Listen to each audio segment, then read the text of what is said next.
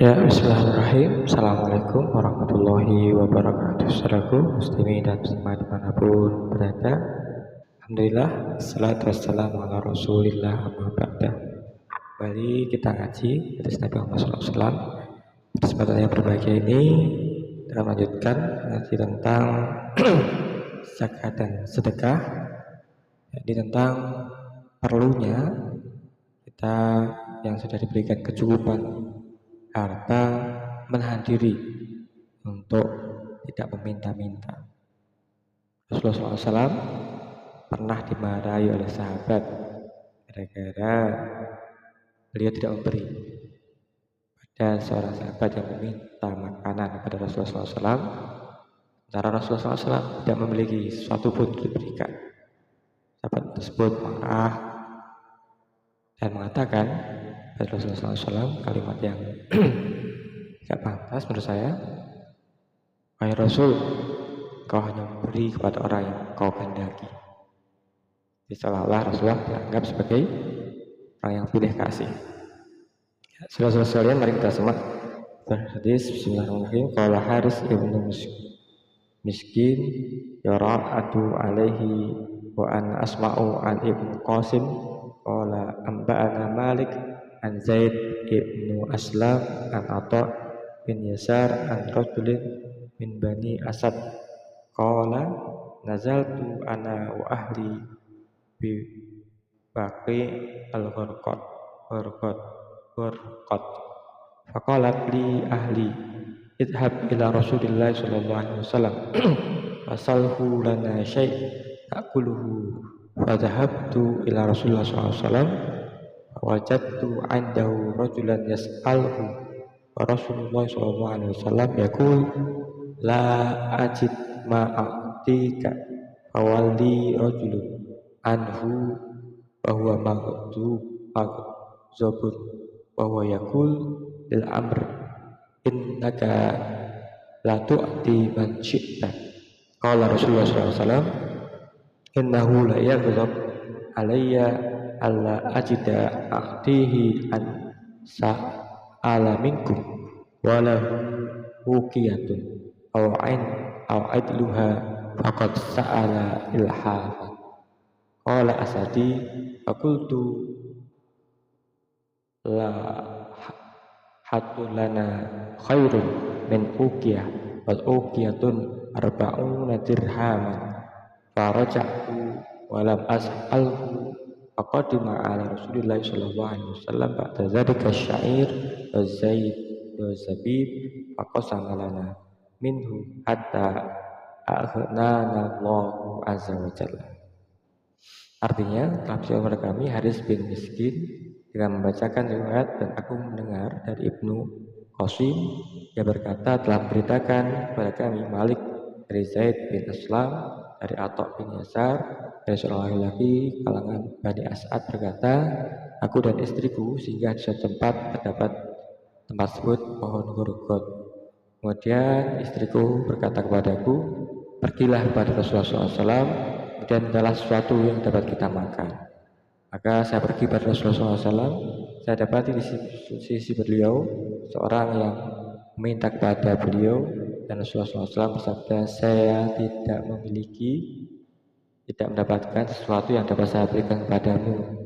Maka orang tersebut berpaling dan dari beliau dalam keadaan marah seraya berkata, demi umurku, engkau telah memberi kepada orang yang engkau kehendaki. Rasulullah SAW bersabda, sungguh dia marah kepadaku karena saya tidak mendapatkan sesuatu yang dapat aku berikan kepadanya. Barang siapa yang meminta-minta sedangkan dia memiliki uqiyah, satu uqiyah atau setara dengan satu uqiyah, maka sungguh dia telah meminta dengan setengah memaksa. Ilhafa. Al-As'adi berkata, sungguh satu ekor unta perah kami lebih baik daripada satu uqiyah, sedangkan satu uqiyah adalah 40 dirham. Kemudian kami tidak dapat bertanya kepada beliau, lalu datang pada Rasulullah SAW membawa gandum dan kismis. Maka kemudian beliau memberikan sebagiannya kepada kami hingga Allah Azza wa Jalla berikan kecukupan kepada kami. Baik, Apa yang bisa kita petik dari hadis ini? Benar. Terus meminta dengan memaksa ini tidak selamanya dengan kata-kata yang kasar, ancaman, ataupun perbuatan yang keras dengan membawa senjata misalkan menodong atau membegal. Tidak selamanya seperti itu. Tapi ketika seorang meminta kepada orang lain sementara dia telah diberikan kecukupan harta, maka sungguhnya dia telah meminta-minta dengan cara yang kasar, ilhafan atau setengah memaksa. Baik, apa yang bisa kita petik hikmah dari hadis ini? Bagaimanakah jika seorang tidak memiliki makanan, tidak memiliki dinar dirham, tapi memiliki harta yang lain, yang setara? Apakah ia termasuk orang yang berkecukupan? Ya, benar. Ia termasuk orang yang berkecukupan, sebab harta bukan hanya uang, emas, perak, dinar dirham, namun segala aset produktif yang dapat menghasilkan uang, yang dapat menghasilkan menjadi nilai, yang dapat menjadi alat tukar untuk transaksi jual beli, ini adalah termasuk harta yang setara dengan uang. Ini ya, jadi catatan bagi kita sekalian, bahasanya miskin itu bukan berarti tidak memiliki apa-apa